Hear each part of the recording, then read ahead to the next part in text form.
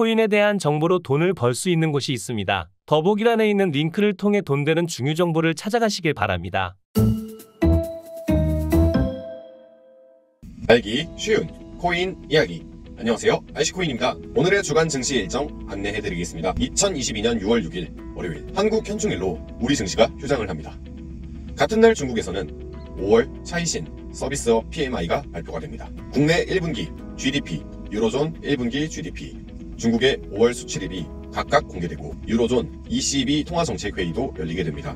이어 중국 5월 소비자 물가, 중국 5월 생산자 물가, 미국 5월 소비자 물가, 미국 6월 미시간대 소비자 심리 지수 등도 공개되며 국내 증시 역시 외국인 수급에 따라 움직일 전망이 지배적이고 추세적인 지수 상승보다는 개별 종목 중심으로 주가 반등 시도가 있을 것입니다. 최근 인플레이션 정점 통과 기대에도 미 연준은 물가 관리를 위해 모든 조치를 다 취할 수 있다는 입장을 보이고 있습니다. 최근 연준은 두 차례 회의에서 50bp 금리 인상 및 9월 회의에서도 빅 스텝 금리 인상 가능성을 언급하며 인플레이션 기대감을 억제하는 데 주력하고 있습니다. 중국 5월 차이신 서비스업 PMI는 41.4, 코로나 봉쇄의 위축이 지속되고 있으며 중국의 지난달 서비스 업황이 지난 4월 대비해 소폭 개선되었으나 여전히 위축 국면에 머무른 것으로 나타났습니다. 금융정보업체 IHS 마켓은 중국의 차이신 5월 서비스업 구매관리 지수가 41.4로 집계됐다고 6일날 밝혔습니다. 지난달 36.2에서 반등했지만 여전히 경기 확장과 위축을 가늠하는 기준인 50선을 넘어서진 못했습니다. 차이신의 왕좌선임 이코노미스트는 중국 내 기업인들이 코로나19 확산세가 통제될 것으로 확신하고 있지만 일부는 향후 팬데믹 확산세가 다시금 강해질 것이라고 우려하고 있다고 말했습니다. 6일 애플 WWDC 세계 개발자 회의에서는 대체 불가능한 토큰 NFT를 공개할 것이라는 관측이 나왔고 암호화폐 전문 매체 코인텔레그래프에 따르면 애플과 관련한 블로그 맥 로머스가 애플의 미모티콘 캐릭터를 활용해 3가지 트레이딩 카드를 만들 수 있다는 것을 발견했고 NFT 트레이딩 카드는 거래 기능 없이 수집 목적으로 사용될 것이라고 봅니다. 올해 WWDC에서 공개될 것으로 예상되었던 애플의 메타버스 헤드셋은 기술 문제로 올해 공개는 어려울 예상입니다.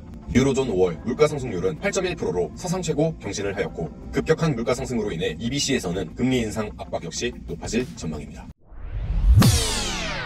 이번 주 증시 주목할 변수는 미국과 중국의 물가 지수가 상승세를 꺾이면 시장에 호재가 되는 점, MSCI 시장 접근성 검토 합격 시 선진국 지수 관찰 대상국에 편입되고 선진 지수로 들어가는 문이 열리면 유동성이 들어올 확률이 높아집니다. 중국 5월 수출입 동향으로는 나쁠 경우에는 강한 경기 부양책이 가능성이 있으며 EBC 통화정책에서는 7월 금리 인상 예고의 여부와 유로화의 움직임이 변수이며 유로가 강해지면 달러에 영향을 줄 수밖에 없습니다. 물가 안정을 강조하는 미국 인플레의 긴축 완화 여지는 7월까지 흘러갈 것이라고 예상되고 6월, 7월 금리를 50포인트 인상 후 다음 상황을 지켜볼 것으로 예상됩니다. 시장 예상은 이후 9월, 11월, 12월 FOMC에서 금리를 0.25포인트씩 인상할 것이라고 예상되며 국제유가가 하락하면 연준은 긴축 속도를 늦출 가능성이 있습니다. 국제유가가 하반기의 고공행진 시에는 긴축 속도를 줄이기가 매우 어렵습니다. 국제유가가 급등 시 9월에 0.5포인트 인상 가능성이 있으며 이 경우에는 증시 충격이 바로 오게 될 것입니다. 상하이 봉쇄 해제를 보자면 중국 경제가 심각할 정도이기 때문에 봉쇄 해제 이후 피해 기업을 지원할 것이며 소비 쿠폰 발급 등으로 경기 부양에 시동을 걸고 있지만 속도가 문제일 것입니다. 중국은 빠른 경기 회복을 위해 공격적 인프라 투자를 고민 중이라고 하는데 특수 목적 채권 등을 공격적으로 발행한다고 합니다. 경기 부양 효과로는 경기는 좋아지는지 지표로 확인까지 수개월이 소요될 전망입니다.